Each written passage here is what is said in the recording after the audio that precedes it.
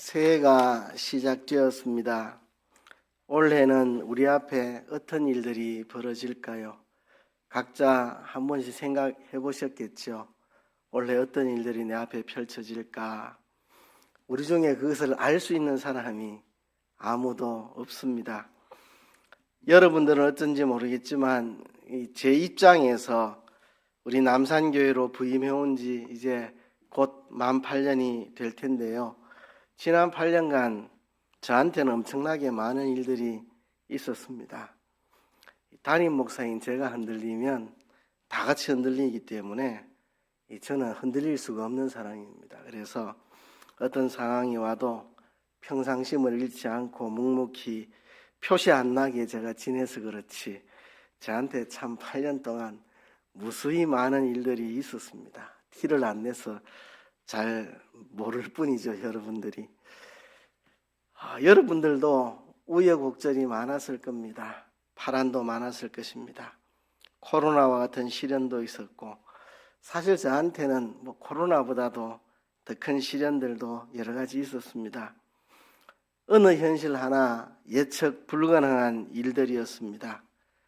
내 자신이 그런 일을 겪으리라고는 생각조차 못했던 일들을 많이 겪었습니다.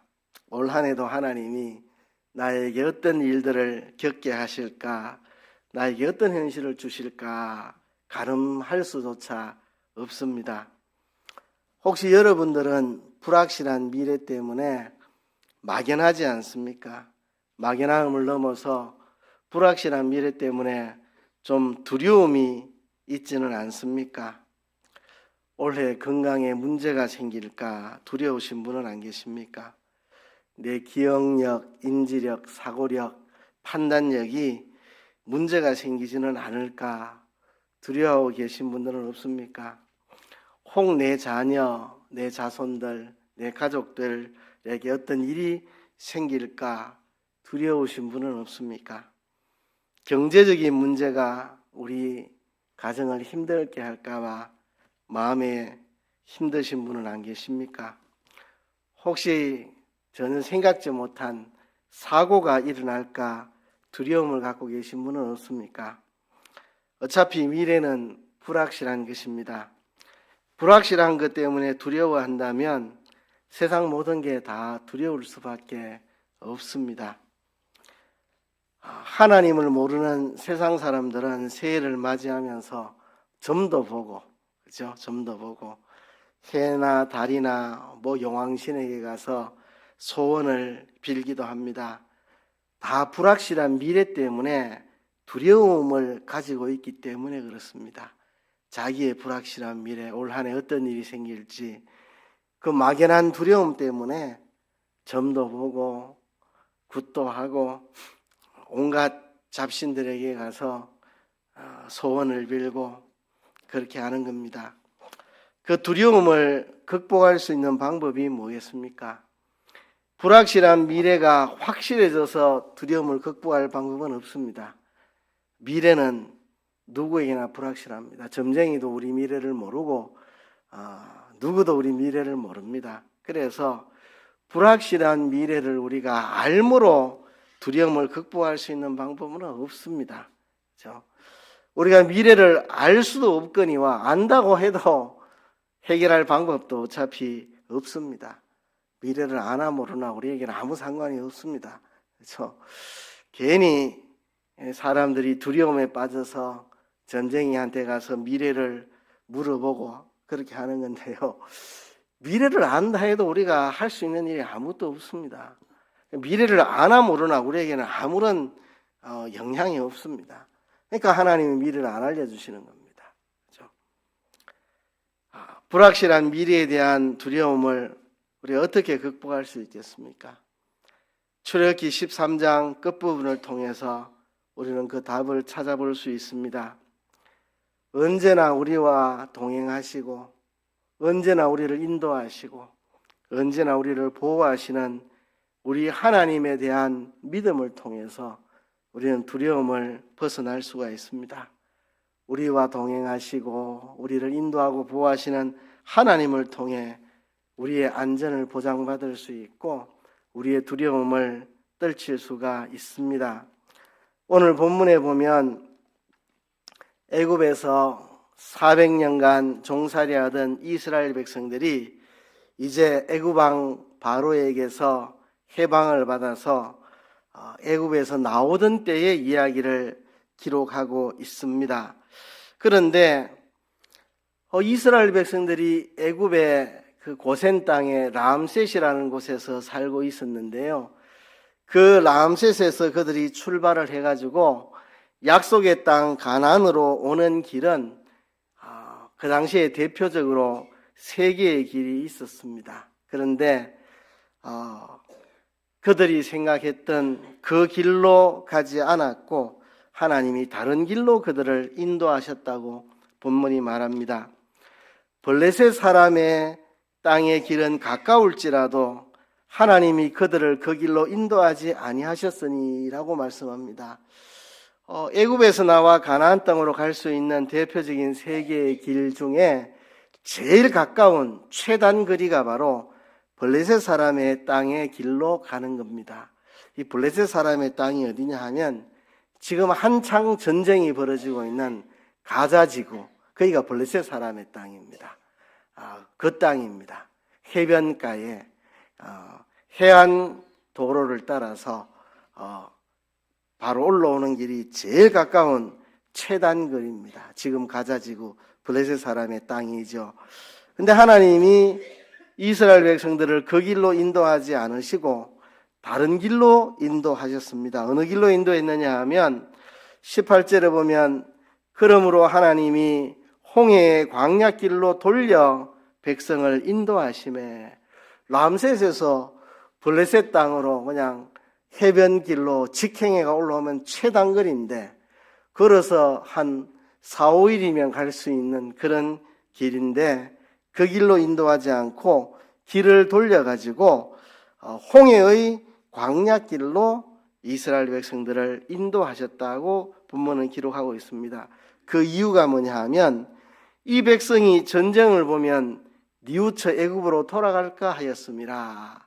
출애굽하자마자 전쟁을 만나면 이들이 겁을 먹고 우리가 괜히 애굽에서 나왔다 애굽으로 돌아가자고 이들이 애굽으로 돌아가려고 할까봐 하나님이 그 길로 인도하지 않으셨다고 성경은 기록하고 있습니다. 우선 이들이 그 길로 가면 애굽의 국경 수비대가 그 길을 지키고 있습니다. 애굽의 국경 수비대가 그들을 지키고 있는데 이들이 그들을 못 가도록 가로막을 가능성이 있고 이들을 뚫고 지나갔다 해도 블레셋 군대들이 또 그 앞에 진치고 있습니다. 블레셋 사람들은 아주 강력한 민족들입니다. 평지에서 병거를 몰고 다니는 아주 강력한 그런 철기 민족들인데요. 이들과의 전쟁이 벌어지면 이들이 두려워가지고 뉘우쳐 돌아올까봐 하나님이 그 길로 인도하지 않고 홍해의 광야 길로 돌려서 인도하셨다고 본문이 우리에게 말하고 있습니다. 그래서 이 홍해의 광야 길로 이 백성들이 나왔는데 나올 때 요셉의 해고를 취하여서 그들이 나왔다. 요셉이 과거에 애굽의 종으로 팔려갔다가 하나님의 놀라운 섭리로 국무총리가 되고 요셉 때문에 야곱의 가족 70여 명이 내려와서 이 400년이 넘도록 수백만 명의 거대한 민족으로 성장하게 되었는데 요셉이 죽을 때 유언을 남겼습니다. 언젠가 반드시 애굽을 떠나 가나안 땅으로 가게 되는 날이 있을 것이다. 그날 내 해골을 가지고 가서 가나안 땅에 묻어라. 그렇게 요셉이 유언을 남겼습니다. 유언을 남긴 것은 자기 자신이 가나안 땅에 묻히고 싶은 생각도 있었겠지요. 그러나 그거보다 더 큰 것은 백성들에게 언젠가 출애굽이 반드시 있고 반드시 가나안 땅에 정착하게 될 것을 확신시켜 주기 위해서겠죠. 애굽의 총리로 있었던 요셉, 비록 애굽 땅에 묻혔지만 때가 되면 하나님이 너희를 애굽에서 인도하여 가나안 땅에 정착하게 할 것이고 그날 내 해골을 가지고 나가서 가나안 땅에 묻어라. 그들에게 확신을 주기 위해서, 믿음을 주기 위해서 요셉이 그렇게 유언을 남겼는데, 그 요셉의 해골을 취하여 그들이 갔다는 것은 이 하나님의 언약을 다시 상기했다는 거겠죠. 그죠? 하나님이 아브라함에게 약속했던 그 약속, 너의 후손들이 이 가나안 땅에 정착해서 살게 될 것이라는 그 약속, 그것을 이삭이 이어받고 야곱이 이어받고 요셉이 그것을 이어받아서 그 일이 반드시 이루어질 거라는 것을 그의 유언을 통해 남겼는데, 그들이 그것을 다시 기억하고 이것은 바로 하나님의 언약의 땅이다, 하나님의 약속의 땅이다, 확신을 가지고 그들이 출발할 수 있도록 그렇게 하셨습니다. 이들이 라암셋에서 출발해 가지고 20절에 보면 그들이 숫곳에 이르렀는데 숫곳에서 다시 발행했다고 말합니다. 이 숫곳은 람셋에서 발행해서 처음으로 장막을 친 곳입니다. 그런데 다시 그 숫곳에서 다시 출발해서 광야 끝 에담에 또 장막을 쳤다. 이제는 한 곳에 머물지 못하고 계속해서 하나님의 인도하심을 따라서 숫곳에 장막 쳤다가 또 하나님이 신호를 보내면 그들은 또다시 출발해서 광야 끝 에담에 장막 치고, 또 하나님이 신호를 보내면 그들이 다시 장막을 긋고 출발하고 이렇게 행진을 했는데요. 놀라운 것은 21절과 22절에 말씀하신 것처럼 여호와께서 그들 앞에 행하사 낮에는 구름 기둥으로 그들의 길을 인도하시고 밤에는 불 기둥으로 그들에게 비치사 주야로 진행하게 하셨다고 말씀하고 있습니다. 낮에는 구름 기둥, 밤에는 불 기둥이 백성 앞에서 떠나지 않았다고 성경은 우리에게 말씀하고 있습니다. 이 구름 기둥과 불 기둥의 인도를 통해서 우리는 세 가지 단어를 떠올릴 수가 있습니다. 첫째는 동행, 하나님의 동행. 두 번째는 인도, 하나님의 인도하심. 세 번째는 보호, 하나님의 보호를 우리는 생각할 수 있습니다. 노예였던 이스라엘 백성들을 보내주지 않으려고 했던 애굽 왕 바로에게 하나님은 10가지 재앙을 내려서서 드디어 이스라엘 백성들이 애굽에서 해방되는 자유를 얻었습니다. 그렇지만 모세의 영도하에 애굽에서 나온 이스라엘 백성들에게는 모든 게 너무 막연했습니다. 애굽에서 힘차게 나왔지만 모든 게 다 막연합니다. 어느 길로 가야 안전할지 모르겠고, 앞으로 가나안 땅에 이르기까지 무슨 일을 만나게 될지 아무도 모릅니다. 그죠? 애굽에서 나와서 가나안에 도착할 때까지 무슨 일을 만날지 정말 많은 파란들을 만났죠. 숱한 일들을 만났는데 무슨 일이 앞에 놓여 있는지 그들은 모르고 있고, 200만이나 300만 정도 되리라고 추정되는 그 많은 사람들, 광야에서 뭐 먹고 살지 아무런 대책도 계획도 방법도 없는 채로 그냥 나왔습니다. 광야에서의 한낮의 더위는 어떻게 이겨내며 한밤의 추위는 어떻게 극복할 수 있을지 대책도 없이 그냥 나왔습니다. 200에서 300만 명이나 되는 그 많은 사람들이 어떻게 대오를 이탈하지 않고 갈 수 있을지. 그렇잖아요. 한 50명 같이 가면 그들이 몰려다닐 수 있는데 이 100명만 돼도 자칫하면 사람들을 잊어버립니다. 그죠? 그래도 100명이야 200만 명, 300만 명이 광야를 걷는데 저 끝이 보이겠습니까? 2, 300만 명이 가는데 저 선두가 어디에 있는지 보이겠습니까?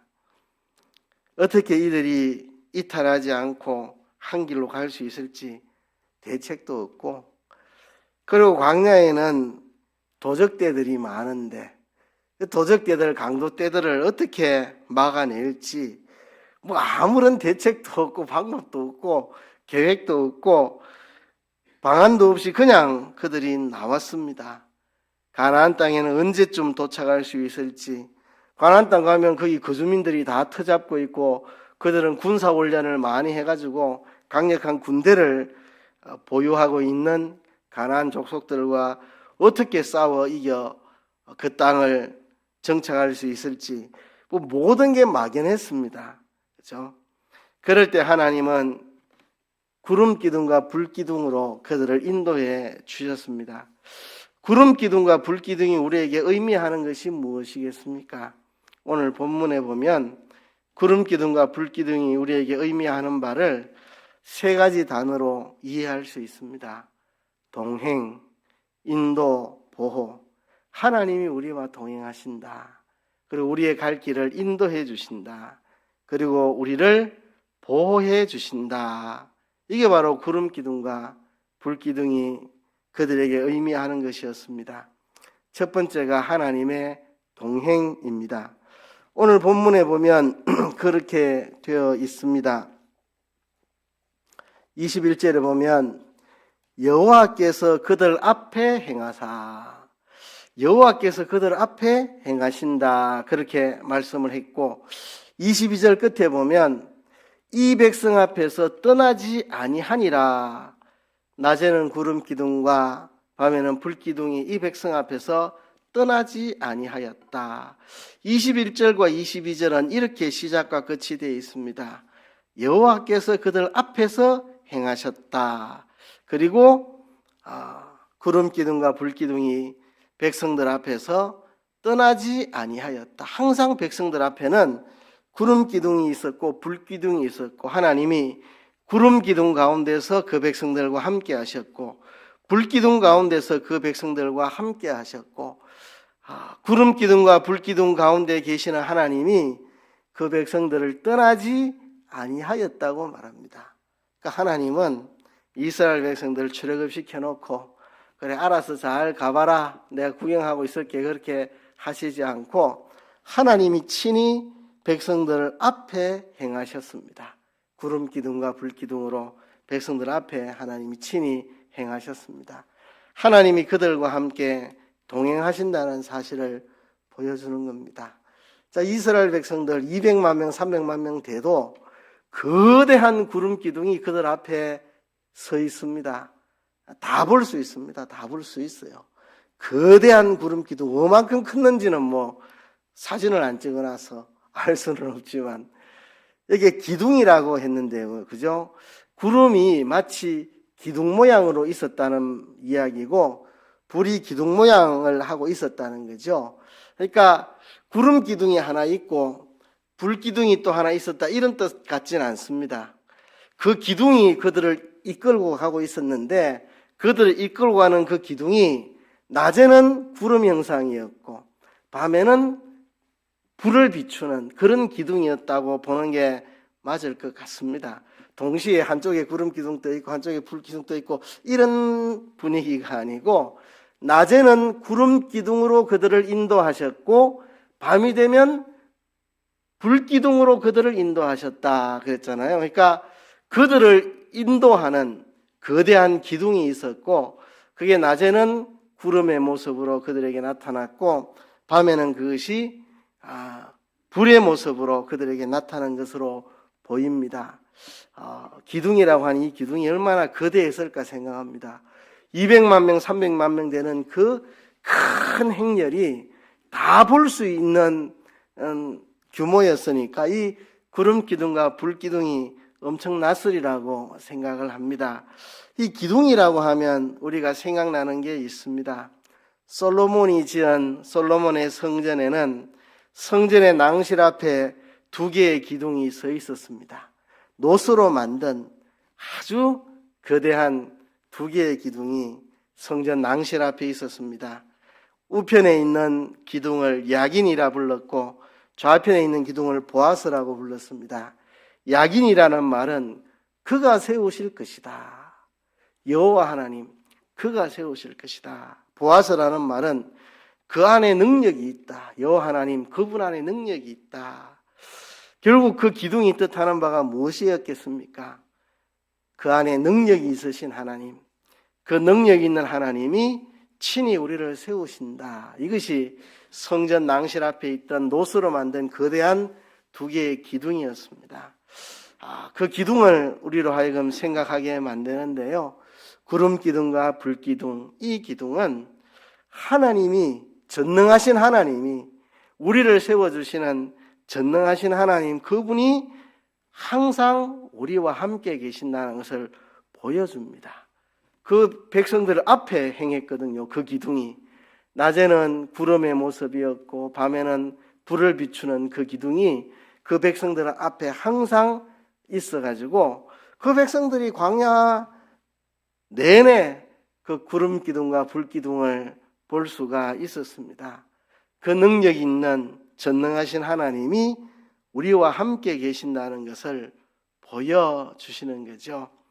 과거에 아브라함에게도 하나님 나타나셔서 내가 너와 함께 한다고 말씀하셨던 그 하나님이 야곱에게도, 야곱이 외삼촌 집으로 도망갈 때 베델에서 하나님 나타나셔서 내가 너와 언제 어디서나 함께 하겠노라고 약속하셨죠. 하나님의 동행죠.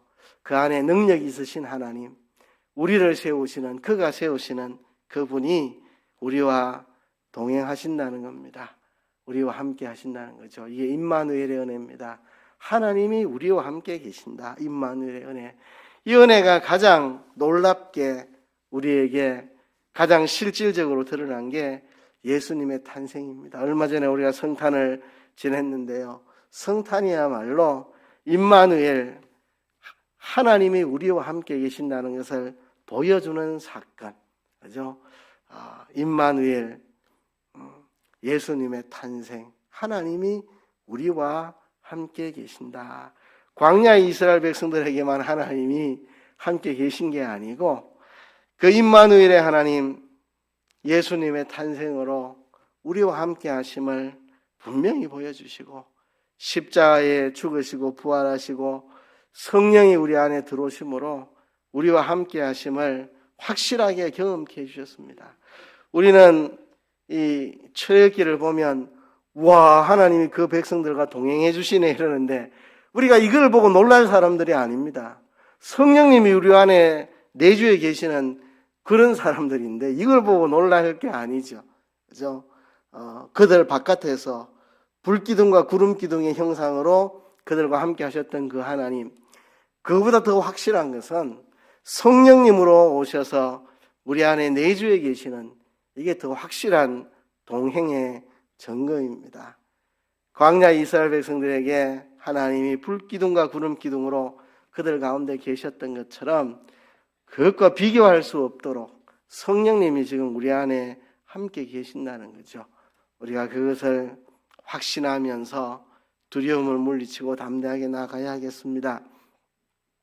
이 구름기둥과 불기둥이 인도하는 것은, 의미하는 것은 하나님이 그 백성들을 친히 인도하신다는 것을 나타냅니다. 오늘 본문에 보면 21절에 낮에는 구름기둥으로 그들의 길을 인도하시고 밤에는 불기둥으로 그들에게 비치사 주야로 진행하게 하시니, 그러니까 구름기둥이 그들 앞에서 이끌어 가시는 대로 이들이 따라갔고 밤에는 불기둥이 비춰주시는 대로 그 불빛을 보고 앞길을 갔다는 거죠. 구름기둥과 불기둥, 이것이 이스라엘 백성들을 광야에서 인도해서 이끌고 갔습니다. 우리 오늘 본문 17절 시작할 때도 블레셋 길은 가까울지라도 하나님이 그들을 그 길로 인도하지 않으시고 홍해의 광야길로 돌려서 인도하셨는데, 그것은 백성들이 전쟁을 보면 뉘우쳐서 애굽으로 다시 돌아오려 할까봐 하나님이 그렇게 하셨다고 말씀합니다. 이들이 갈 수 있는 최단거리가 이 블레셋 길이고, 그 다음에 갈 만한 길이 산골을 통해 가지고, 그러니까 이 블레셋 길은 이제 해변길, 평지로 가는 길이고, 이제 산골을 이제 그쪽으로 올라가면 예루살렘 뭐 이런 것들이 나타나는 그 중앙길로 산악지대로 가는 또 길이 하나 있습니다. 그리고 그거 말고 또 왕의 대로라고 하는 또 길이 있습니다. 이 세 가지 길이 있는데 하나님이 인도하신 길은 세 가지 길 다 아닙니다. 이 블레셋 길, 해안 도로 길도 아니고 이 산악지대로 해서 이 예루살렘을 향하여 올라가는 그쪽 길도 아니고 왕의 대로도 아니고 그것과 다른 길로 하나님이 그들을 인도하셨습니다. 그러니까 하나님이 다 계획이 있습니다. 이 사람들 출애굽하자마자 전쟁이 일어나면 겁먹고 다 돌아가겠다. 하나님이 우리의 연약함을 다 아시고 그것을 피해갈 수 있도록 하나님이 계획하셨고, 그러면 하나님이 우리의 연약함을 아시고 그것을 피해가게 하셨으니까 그럼 하나님이 인도하신 길은 어려움 하나도 없는 길이었느냐? 그건 또 아닙니다. 하나님이 인도하는 길이 홍해 앞으로 그들을 인도했습니다. 그래서 홍해 앞에 다다랐을 때 그들이 얼마나 무서웠는지, 애국 군대들이 뒤에서 추격해오고 앞에는 홍해가 가로막고 있고 우리는 다 죽었다고 그들이 기겁하고 있는 그런 상황을 우리가 14장에 가서 보면은 보게 됩니다. 이것도 다 하나님의 계획이 있습니다. 그들이 애국 군대가 물에 빠져 수장되는 꼴을 보고 하나님 우리와 함께 하신다, 확실하다. 그리고 애굽에 대한 미련을 다 끊어버리고 이젠 애굽하고 절교다. 우리는 홍해 바다를 이미 건넜다. 홍해 바다를 건너면서 애굽에 대한 미련도 애굽에 대한 그리움도 다 홍해 바다에 다 던져버리고, 그게 세례입니다. 세례. 그렇죠? 예수 믿기 전에 살았던 내 모든 삶의 방식, 내 모든 소원, 기대 이런 거 다 세례 받을 때 다 떨쳐버려야 되죠. 이제는 새로운 삶으로 출발하는 거죠. 이들이 홍해에서 애굽에 대한 미련은 다 수장시키고 그들이 건넜습니다. 그리고 애굽 군대들이 거기서 다 수장이 되어가지고 더 이상 애굽 사람들이 이스라엘을 추격해오지 못하게 하신 겁니다. 만일 이 길로 안 오고 다른 길로 갔으면 애국 군대가 수시로 생각해보니까 이 노예 200만 명, 300만 명 다 보내주기에는 노동력이 너무나도 아깝다. 다 잡아오자 하고 언제 군대를 보낼지 모르는데 그 군대를 다 애국 군대들을 홍해에서 다 수장시켜 버려가지고 두 번 다시 이스라엘을 추격해오지 못하도록 하나님이 애국과 이스라엘 백성을 아예 거기서 갈라놓는, 이스라엘 백성들도 더 이상 애굽에 미련이 없도록, 애굽 사람들도 더 이상 노예를 괜히 놔줬다고 미련을 갖지 않도록 거기서 그냥 끝장을 본 겁니다. 그러니까 하나님이 다 계획이 있어서 우리를 인도하시는 겁니다. 단순하게 블레셋 길로 가면 전쟁이 일어날까봐, 그러면 이들이 뉘우쳐 돌이킬까봐 홍해 길로 인도한 것만은 아니고, 그것이 우선 여기서 말할 수 있는 이유고, 뒤에 가보면 홍해를 건너므로 애국과 결별시키려고 한 뜻도 있고, 시내산에 그들을 데리고 와서 율법을 전해주고 언약을 맺고 그리고 성막을 짓게 하는 이런 교육 과정을 위해서 이들을 일부러 시내산 앞으로 데리고 오신 거고, 그러니까 우리가 다 알지 못하는 하나님의 다 계획이 다 있다는 것입니다. 여기서는 한 가지만 설명해 준 겁니다. 왜 블레셋 땅으로 안 가고 홍해의 광야 길로 왜 인도하셨느냐? 여기서는 블레셋 길로 갔다가 전쟁 만나면 뉘우치고 돌아갈까봐 해서 하나님이 이렇게 돌렸다고 한 가지 이유만 여기에 소개를 한 것뿐이지, 뒤에 가보면 여러 가지 많은 이유들이 있었다는 거죠. 그런 애국과 결별시키기 위해서, 그리고 시내산에서 하나님과 언약을 맺고 율법을 배우고 그들이 성막을 만들어서 하나님의 임재를 그들이 느끼고 하나님을 예배하는 법을 배우고 훈련시켜서 가나안 땅에 데리고 들어가려고 하나님이 다 계획을 가지고 계셨다는 거죠. 하나님은 다 계획을 가지고 우리를 인도하십니다. 계획을 가지고 인도하시는 겁니다. 그래서 우리는 다 이해할 수 없을지라도 하나님이 우리의 앞길을 다 계획을 가지고 다 필요해서 합당해서 우리를 그 길로 인도하신다는 겁니다. 그러니까 우리가 두려워할 필요가 없죠. 하나님이 다 알아서 우리한테 유익하도록 인도하시는 거니까요. 세 번째는 보호입니다. 보호. 낮에는 구름 기둥, 밤에는 불 기둥. 광야는 낮에는 되게 뜨겁습니다. 거대한 200만, 300만이 쳐다보면 보일 만한 구름 기둥이니까 거대한 구름 기둥이겠죠. 그 구름 기둥이 그 광야지대의 뜨거운 햇볕을 가려주고 그들을 보호해 주셨고, 또 밤에는 불기둥이 그들의 앞길만 인도한 게 아니라 그들이 그 광야의 추위를 견딜 수 있도록 하나님이 그들을 보호해 주신 겁니다. 우리는 하나님의 동행을, 하나님의 인도를, 하나님의 보호를 믿어야 하겠고, 그것을 믿고 순종해서 따라가야 하겠습니다. 그러면 하나님이 책임지십니다. 하나님이 언제나 우리와 함께 하시고 우리의 앞길을 인도하시고 우리를 지키시고 보호해 주신다는 사실을 믿고 우리 순종하면 하나님이 우리를 다 책임지실 겁니다. 그때는 불기둥, 구름기둥이 인도했는데 오늘날 우리에게는 하나님이 진리의 말씀을 통해서 우리를 인도하시고 성령님의 감화 감동을 통해서 우리를 인도하십니다. 그 진리의 말씀을 따라 성령님의 감동을 따라 우리가 하나님을 믿고 순종해서 걸어가면 하나님이 다 책임지신다는 거죠. 광야의 이스라엘 백성들은 불기둥과 구름기둥의 인도만 따라가면 다 안전하게 하나님이 책임져 주신다는 겁니다. 그 옛날 아브라함이 갈대아 우르를 떠날 때도 그냥 갈 바를 알지 못하고 갔다고 성경 기록하고 있습니다. 아브라함이 갈 바를 모르고 갔습니다. 참 이게 바로 믿음의 길입니다.